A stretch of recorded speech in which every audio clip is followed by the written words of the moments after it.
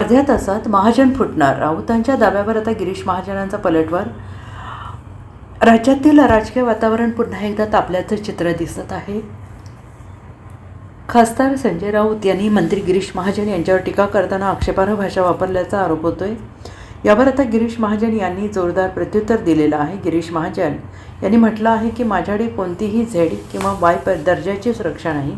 माझ्यासोबत फक्त एकच कॉन्स्टेबल असतो. गेल्या 35 वर्षापासून मी मंत्री झाल्यानंतर शासनाला पत्र देऊन सुरक्षा नको असल्याचं सांगत आलो आहे. राज्यातील सुरक्षा नाकारणारा मी एकमेव मंत्री आहे. संजय राऊत यांच्या ईडी CBI हातात आली तर फोडून काढू या वक्तव्यावर बोलताना महाजन म्हणाले, ताब्यात घ्यायला केंद्रात शासन लागेल, त्यासाठी उद्धव ठाकरे यांना केंद्रात यावं लागेल, मग त्यांनी शासन ताब्यात घ्यावं आणि फोडावं. तसेच त्यांनी ऑपरेशन टायगरशी आपला कोणताही संबंध नसल्याचं स्पष्ट केलं आहे. पूर्वी बाळासाहेब ठाकरे यांच्या एका शब्दावर लोक धावत यायचे. त्यांचा शब्द म्हणजे महाराष्ट्राचा शब्द होता आणि त्यांच्या हाकेवर महाराष्ट्र हलायचा. आता मात्र आमदार, खासदार आणि नगरसेवक पक्ष सोडत आहेत असा टोला त्यांनी लगावला आहे.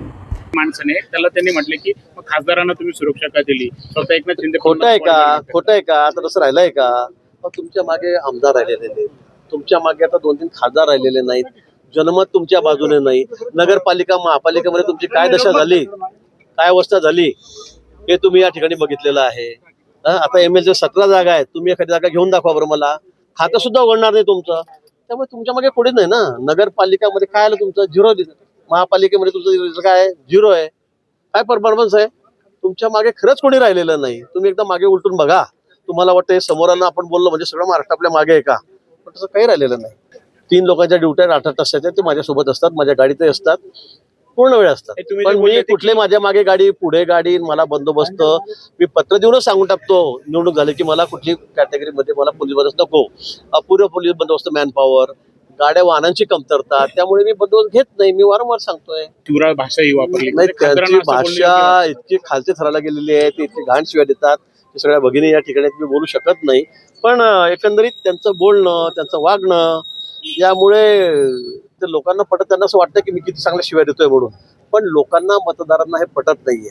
शुद्ध जनता आहे ते, त्यांना त्या पुरोगामी महाराष्ट्रात तिथे अशा पद्धतीने जे दाखवू शकत नाही त्या घाण शिवाय मिळवून द्यायच्या, मला वाटतं हे काही योग्य नाहीये. राऊतांना काय सल्ला? नाही, राऊतांनी काही, मला त्याला की त्यांना शुभेच्छा आहेत माझ्या, त्यांना माझ्या शुभेच्छा आहेत. बस फार असं वाघाचं कातड अंगावर घेऊ नका आता, मी असं म्हणेल. दंडेलशाहीची भाषा करताय. आता दंडेलशाहीची भाषा करू दे त्यांना. म्हणून मी म्हटलं की बाबा ती भाषा करायला सुद्धा मागे लोक लागतात ना, ते त्यांच्याकडे राहिलेले नाही आता. आणि यांच्या या वागण्यामुळे, यांच्या बोलण्यामुळे सगळे दिवस आलेले उभा ठाला. योगासनानंतर देखील सल्ला मागायची. हा थोडं शांतता राहील ना. आता असं माणूस एकदमच शिवीगाळ करायला लागला, काही बोलायला लागला, पत्रकारांनाही काल कसे त्याच्यावर घसरले, ते काय काय बोलत होते. मला वाटतं थोडं योगासनामुळे मानसिक संतुलन चांगलं राहतं, मन शांत राहतं. त्यामुळे त्यांनी थोडं करावं. Bureau report, SBN Marathi, Mumbai.